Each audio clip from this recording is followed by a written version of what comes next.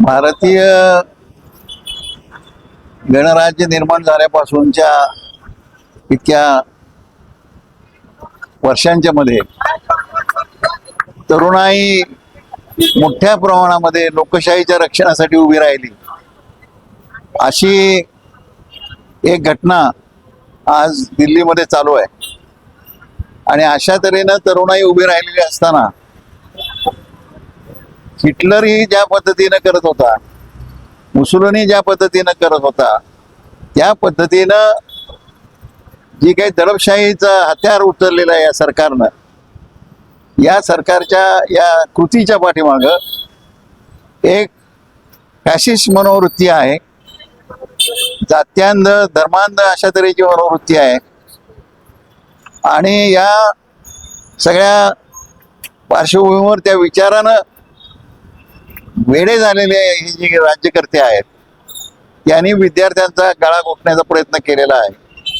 परंतु आपल्याला माहिती आहे की विद्यार्थी एवढा हल्ला होऊन सुद्धा यांचा लढा त्याने चालू ठेवलेला आहे.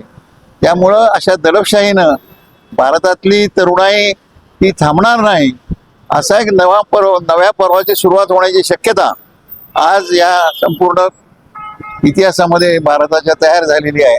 दिल्लीच्या राजधानीमध्ये तयार झालेली आहे. देशभरातली त्या ठिकाणी मंडळी गेलेली आहे, तरुणाई गेलेली आहे. तर याला पाठिंबा म्हणून डॉक्टर बाबासाहेब आंबेडकरांनी जे काही स्वतःच्या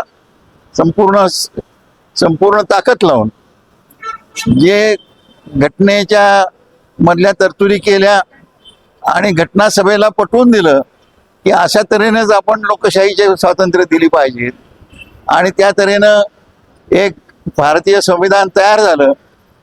त्या बाबासाहेब आंबेडकरांच्या जातीचा अंत करायला पाहिजे म्हणणाऱ्या बाबासाहेब आंबेडकरांच्या, भांडवलशाही संपवायला पाहिजे म्हणणाऱ्या बाबासाहेब आंबेडकरांचा पुतळ्यासमोर त्यांची शपथ घेऊन आम्ही या सरकारला निवेदन देण्याच्या दृष्टीनं इथून कलेक्टर कचेरीला जाणार आहोत. या पद्धतीनं नाही झालं तर पुढच्या सगळ्यांच्या बरोबर जे आंदोलन आम्हाला करता येईल ते आम्ही आंदोलन करणार आहोत, असं विद्रोही सांस्कृतिक चळवळीच्या वतीनं आम्ही जाहीर करतो.